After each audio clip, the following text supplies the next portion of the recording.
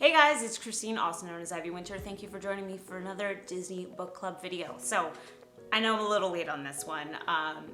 Like I've said before, work has been really crazy for me. It's been kind of difficult for me to make videos, so I apologize because I have so many things I want to make for you guys, and I've just been so held up. And then weekends, it's like, do all the things around the house. So, and then before you know it, another week has passed. First of all, how are we like in the middle of May? I don't even know. Like, this quarantine has just like turned my brain into mush when it comes to dates. I have no idea. But I'm finally doing my review of the book that we just finished for book club, which was Realityland, True Life Adventures at Walt Disney World. This was a book that you guys voted on to read, and it was a doozy. And I say a doozy in that it is a lot of information, and there are things that I like, and there are definitely things that I don't like. Looking at the Discord, and if you haven't joined, you can join by clicking the link below. Some people seem to still be stuck in the book. It is very dense in terms of all the information that it's giving you, and I definitely agree that some of the book is a bit of a slog versus other parts, and I think it all depends on what you're really interested in, right? Because I don't think some of the things that I thought were a little slow are necessarily slow for other people. It all depends on what you're most interested in with the parks. But this book was written a few years ago, and this one's specifically about Disney World. Apparently the author, David Koenig, also has one, also has one about Disneyland, but this is focused on Disney World, and basically starts from scratch, you know, the beginnings of when Disney World was being created all the way up and through Animal Kingdom. And it's interesting how this book is put together. It definitely goes in the order of how the parks were created, and it basically sticks to that order chronologically, looking at Magic Kingdom, then Epcot, then Hollywood Studios, then Animal Kingdom. Of course, it diverts here and there for certain chapters about different things. For me, I actually found the beginning of the book really fascinating, learning about what it took to truly build Disney World. You know, we all have certain things that we know. I think it's pretty common knowledge about how Walt Disney was buying land in Florida under different fake business names so they wouldn't know it was him, they wouldn't jack up the price. That I think is a common knowledge from a Disney World fan. Most of us know that story, but reading things about, you know, how construction workers were stealing. There's actually a really funny anecdote where they say that they put fake TVs in some of the hotel rooms as a display until they were ready to put in real ones, and they put signs that said these TVs don't work, and the construction workers thought that it was just a decoy so that they wouldn't steal them, so they sold them anyway. And they said they were hearing rumblings of local pawn shops and stuff saying that they were buying TVs that wouldn't turn on, you know, and just different stories about all the different people that they worked with, how they set up Reedy Creek, which is really fascinating, and Rob actually has a really good video about Reedy Creek. In fact, we've talked a lot about this book before because this is one of his favorite books in terms of information, and I know for a fact that he has been inspired by a lot of the stuff in here to make videos that he digs deeper into.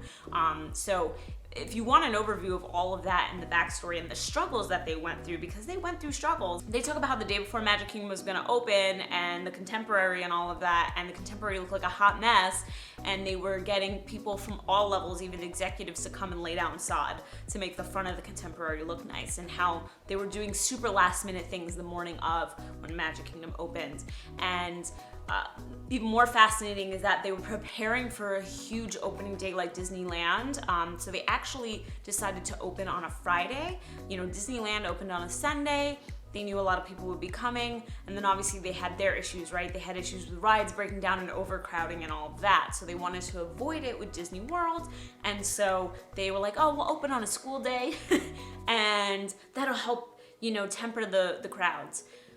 Basically what happened is no one really showed up. I mean, people showed up, media showed up, and there were definitely some fans who were like the first few that got in the gates, but as the day went on, it was very quiet. It's funny how they call the opening of Disneyland Black Sunday, and they called this, I believe, Gray Friday, because it was not at all what they expected, and they were really worried that they weren't gonna get the crowds in.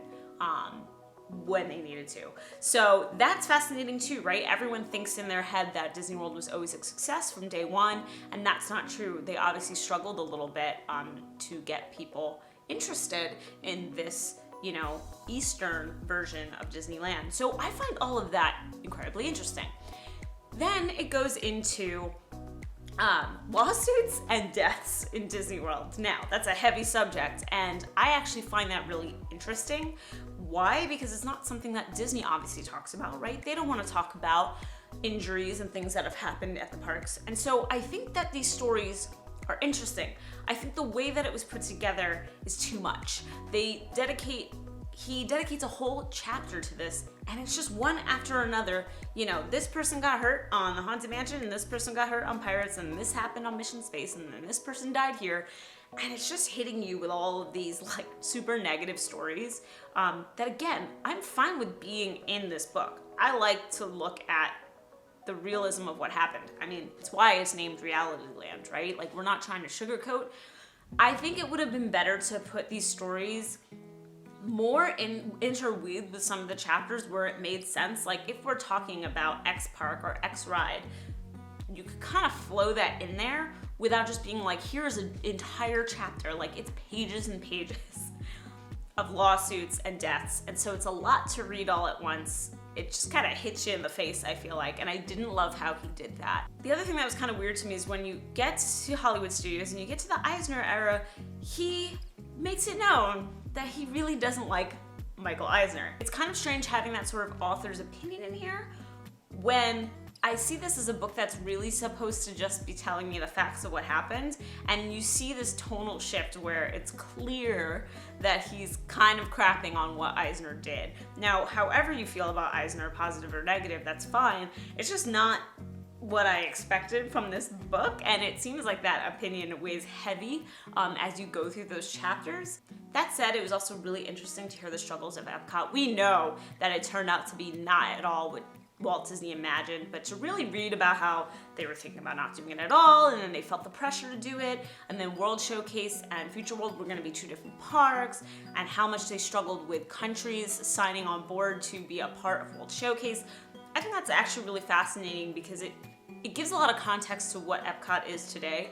And, you know, there are a lot of Epcot purists out there who don't even like what it's become today or is going to become, but it's actually really funny to see that it is so different from what the original idea was anyway. So interesting how they kind of like pulled it all together to create this park that I think a lot of people love, but wasn't at all what was planned, like whatsoever. And I do like that he's just honest. He's honest about, you know, obviously Disney tries to play things in a certain light, tries to avoid any sort of controversy, you know, and I appreciate that. But again, I just feel like there are certain ways that he handles certain topics that are a little weird to me.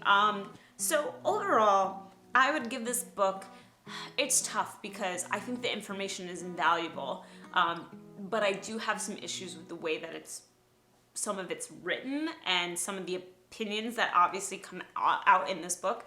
I would give it a B. I want to give it higher because I do think it's so strong in terms of like if you really want background and you really want to spark some ideas or look into something deeper, like this is a great jumping off point in terms of, you know, a lot of those topics. But the way that it is written, you know what, I'll give it a B+. I'm changing my grade on you right now in this moment. I'll give it a B+, because I do think that the information is so interesting. I just think that some of the negativity towards Eisner is a little weird, and the listing of all the deaths all in a row is weird. There's just some ways that he handles certain chapters that just don't flow right for me. That said, as always, I give away the book that I read because I don't like to collect books. I think they should go on to another person to enjoy. So it's really easy to enter. All you have to do is be a subscriber, number one. Number two, leave me a comment down below. Why do you want to read this book? Or if it's not for you, who are you going to give this book to? Let me know in the comments below. I will pick a winner in 1 week, and I will either mail out my copy if you feel uncomfortable with that, I know people are feeling uncomfortable sometimes with things being held and passed and whatever right now. I am also willing to buy a brand new copy from Amazon for you. So we'll hash out those details when we pick the winner. But if you would like to win this book or a copy of this book, again, subscribe and leave a comment below why you want to read it or who you would give it to. Next book will be announced shortly. I always like to do a standalone video for that, but it is a book that voted second for the month at this one, and it was a very close second. So I thought, you know what? It seems like a lot of people want to read it. We're gonna do it, but you have to stay tuned for that one. And as always, I like to give some time to get it, you know, whatever. It's a very lax Disney book club, so no hard dates, but we'll have that video out soon. If you like this video, then like it. If you like me, you should subscribe. I make videos every single week. Again, I appreciate your patience. I'm gonna keep saying that, you know, with me being so busy. And I hope you guys are safe and healthy and riding this out the best that you can. Thank you so much for watching. As always, have a great rest of the day. Bye.